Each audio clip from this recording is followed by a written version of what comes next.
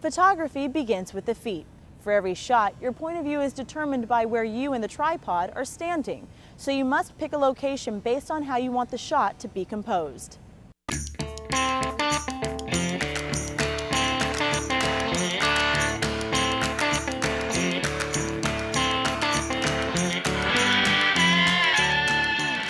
Composition is the backbone of visual communication and is founded on the three principles of layering, cropping, and framing. In other words, to ask what will be displayed, how much of it will be shown, and how one element relates to another. Photographers must stay aware of these three principles at all times.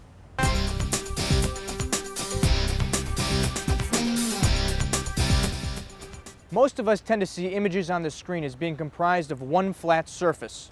But in composing the shot, we need to imagine its various elements as being on separate layers, each capable of individual manipulation. In virtually every picture, there are at least two layers. Here's Kristen in a stand-up shot. While her framing appears appropriate, there's another important element we need to stay aware of. The background. In most cases, the two basic layers of a shot are the subject and the background. But what is it that turns these two layered elements into a well-composed shot? Well, camera placement is a start.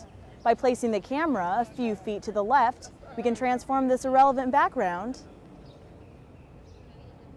into a valuable element. Camera placement will come naturally from paying attention to the images on each layer in the shot and by questioning their relevance. Now that an appropriate background image has been selected, we can move on to the second principle. The cropping question is, how much of each element will we show?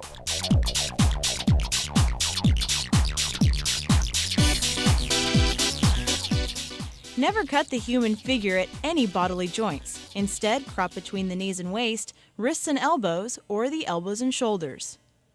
When cropping objects, avoid showing excess space around them or showing only partial images. This also applies to background images. The final question is about the relationship between the various elements. We've cropped the background and we've cropped the reporter. So now, how do we fit all these onto the screen? Our guideline is the rule of thirds.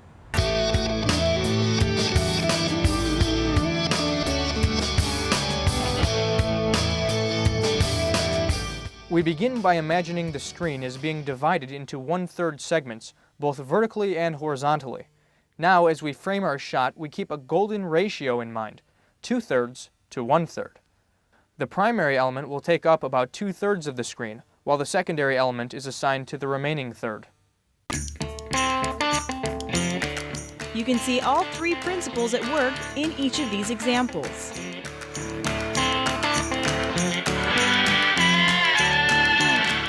Essentially, the composition process begins by choosing the location of the camera. Here, you can see the effect of camera placement on the final shot. In each example, the subject does take up 2/3 of the frame, but the background layer is completely altered by the camera's point of view. So, camera placement directly affects the background layer. Now, going one step further, how about the distance between the camera and the subject? Let's take a look. As the camera is moved closer in, a wider shot is needed to ensure the subject only takes up 2/3 of the screen.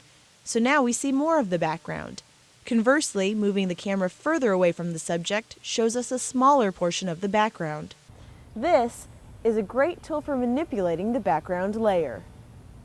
For large background images, such as a building, place the subject closer to the camera and farther away from the background. For small background images, move the camera away from the subject and zoom in. So we've covered the left and the right and back and forth placement of the tripod. The one thing left, the height. Most amateur photographers will set up the tripod so that the viewfinder is eye level to themselves. The correct procedure is to keep the camera lens eye level with the subject. Whatever the tripod height, be sure to check that it's always evenly balanced. To avoid off-balance images, check the level gauge on the tripod's head. Ideally, the bubble must be at the center of the circle. There, now the shot is balanced. One final consideration is lighting. It goes without saying that the subject matter in front of the camera needs to be well lit.